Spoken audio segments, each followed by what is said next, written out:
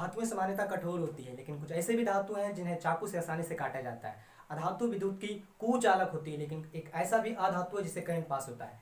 Hello and welcome dear friends and students, आप सभी का एक बार फिर से न्यू स्मार्ट क्लासेस के इस यूट्यूब चैनल पर स्वागत है। आज के इस एपिसोड में हम लोग मेटल एंड नॉन मेटल, धातु और अधातु, जो कि साइंस की केमिस्ट्री से है, इसमें बहुत सारा टॉपिक है।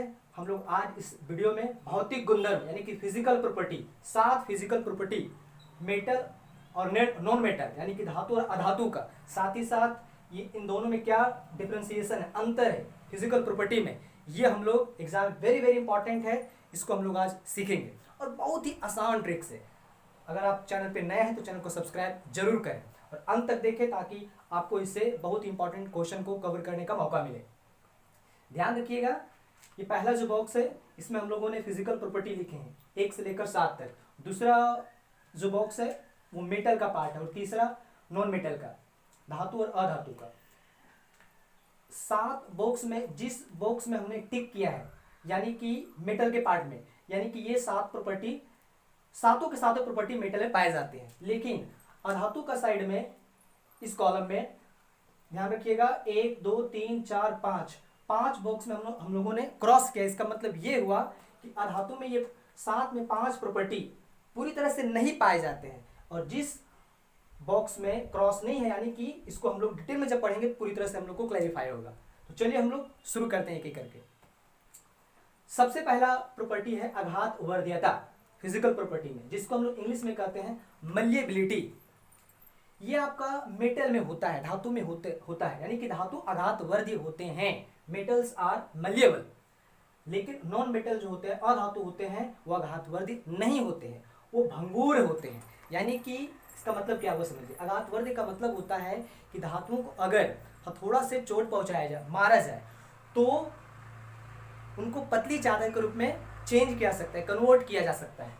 जबकि अधातु में ऐसा प्रॉपर्टी नहीं होता है, वो भंगुर होते हैं, उनको पीटने पर वो टुकड़े टुकड़े में बढ़ जाते हैं। तो ये हुआ पहला प्रॉपर्टी। सेकंड प्रॉपर्टी है तन्यता, जिसको इंग्लिश में हम लोग कहते हैं डक्टिलिटी, जो कि मेटल में होते हैं, नॉन मेटल में नहीं होते हैं। यहाँ पे मैंने AU लिखा है। पहले आप समझ लीजिए तन्यता का मतलब क्या होता है। तन्यता का मतलब होता है कि तन्यता मेटल का ऐसा फिजिकल प्रॉपर्टी है जिसमें धातुओं को खींचकर लंबी तारों के रूप में कन्वर्ट किया जा सकता है, बदला जा सकता है। ये धातुओं में ही होता है, अधातु में नहीं होता है। AU सोना, एक गोल्ड, एक ऐसा धातु है, 1 ग्राम अगर हम लोग सोना लेंगे तो उससे 2 किलोमीटर लंबी तार बनाई जा सकती है। लेकिन चूंकि एक्सपेंसिव, महंगा होने के कारण सोना का इस्तेमाल तारों में नहीं किया जाता है। तो ये हुआ तन्यता। तीसरा प्रॉपर्टी चालकता, कंडक्टिविटी, जो कि मेटल में होते हैं, नॉन मेटल में नहीं होते हैं। ध्यान रखिएगा, मेटल जो होते हैं हीट और इलेक्ट्रिसिटी यानी कि ऊष्मा और विद्युत दोनों के वेरी वेरी गुड कंडक्टर होते हैं। जबकि नॉन मेटल, भले कुछ ऐसे नॉन मेटल हैं जो ऊष्मा उससे प्रवाहित होता है, लेकिन विद्युत उससे पूरी तरह से नहीं प्रवाहित होता, करंट फ्लो नहीं होता है। अब इस पार्ट में मैंने जो लिखा है धातुओं और अधातुओं का उदाहरण जो मैंने दिया है, ये वेरी वेरी इंपॉर्टेंट है। ये अपवाद का केस है, इसको हम लोगों को माइंड में याद रखना ही रखना है, क्योंकि एंट्रेंस एग्जाम, आप कॉम्पिटिटिव एग्जाम का तैयारी कर रहे हैं, 8 क्लास 9 क्लास 10 क्लास, क्वेश्चन जो है यहीं से ही अधिकतर पूछे जाते हैं। तो सबसे पहला अपवाद हम लोग बढ़ते हैं, Pb एंड Hg धातु के पार्ट में है, यानी कि सीसा और पारा। मैंने यहाँ पे सारा डिटेल लिख दिया है। सीसा और पारा, पारा को हम लोग मरकरी भी कहती है, 2 ऐसे धातु हैं जो धातु होने के बावजूद भी हीट के इंसुलेटर है, यानी कि ऊष्मा के कुचालक है। ठीक है। और अधातु नॉन मेटल में पहला अपवाद है ग्रेफाइट, जो कि C यानी कि कार्बन का अपरूप है। ये अधातु होने के बावजूद भी विद्युत का सुचालक है, करंट फ्लो करता है। मैंने शुरुआत में ये क्वेश्चन पूछा था, ग्रेफाइट जिसका इस्तेमाल पेंसिल में किया जाता है, पेंसिल के लीड में। तो ये हुआ तीसरा। बढ़ते हैं हम लोग चौथा प्रॉपर्टी में, नंबर 4, कठोरता, इसको इंग्लिश में हम लोग कहते हैं सॉलिडिटी। अब यहाँ पे ध्यान रखिएगा, ये प्रॉपर्टी दोनों में होता है, दोनों यानी कि मेटल और नॉन मेटल दोनों में। मेटल्स जो होते हैं सामान्यतः सॉलिड होते हैं, तो ठोस या कठोर होते हैं। नॉन मेटल ठोस या गैस अवस्था में पाए जाते हैं, सॉलिड या तो फिर गैसीय स्टेट में। अब यहाँ पे अपवाद है, अपवाद को याद रखना बहुत इंपॉर्टेंट है।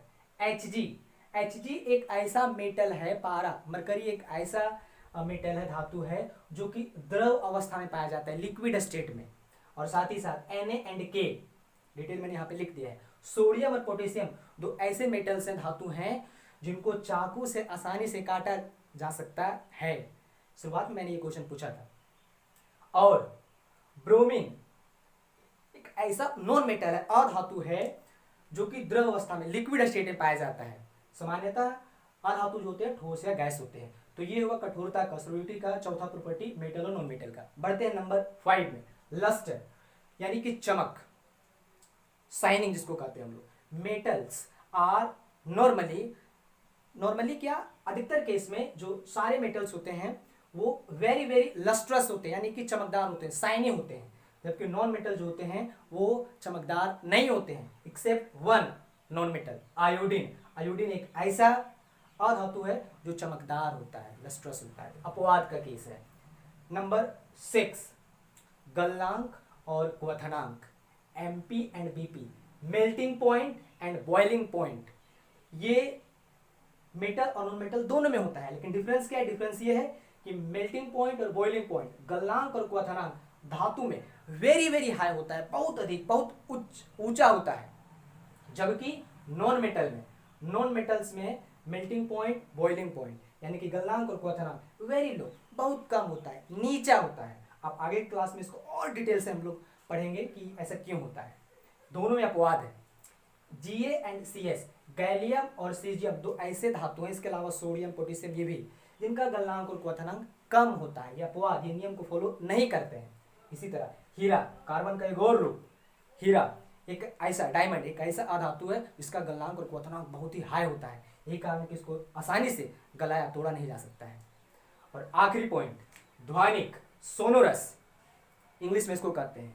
ये धातुओं में होता है, ध्वनिक मतलब होता है ध्वनि, साउंड प्रोड्यूस करने का प्रॉपर्टी। अधातु में ऐसा नहीं होता है। तो ये रहा 7 फिजिकल प्रॉपर्टी। अब जैसे कि मैंने आपको शुरुआत में बोला था कि ये ट्रिक से हम लोग कैसे याद रखेंगे, ये रहा आपका ट्रिक। ये आपको याद रखना है, एक सिंपल सा वर्ड, शब्द ताक। यहाँ पे ता 4 बार अपीयर होगा और क 3 बार अपीयर होगा, तो 4 + 3 7 प्रॉपर्टी। अब ध्यान दीजिए आप, यहाँ पे देखिए त ता और ता, 4 बार ता हो गया और लास्ट में 3 बार क। देखिए गलनांक, क्वथनांक और ध्वनिक, तो ये 4 त और 3 क, ताक। 7 नॉर्मल फिजिकल प्रॉपर्टी, इसको आप आसानी से याद रख सकते हैं। उम्मीद करते हैं इस तरह का वीडियो आपको बहुत ही अच्छा लगता है। जिन लोगों को सबसे ज़्यादा इस तरह का वीडियो जरूरत है उनको शेयर करें, लाइक करें और सब्सक्राइब जरूर करें। खुश रहें, मिलते हैं अगले वीडियो में। तब तक के लिए बहुत बहुत धन्यवाद। Thank you very much.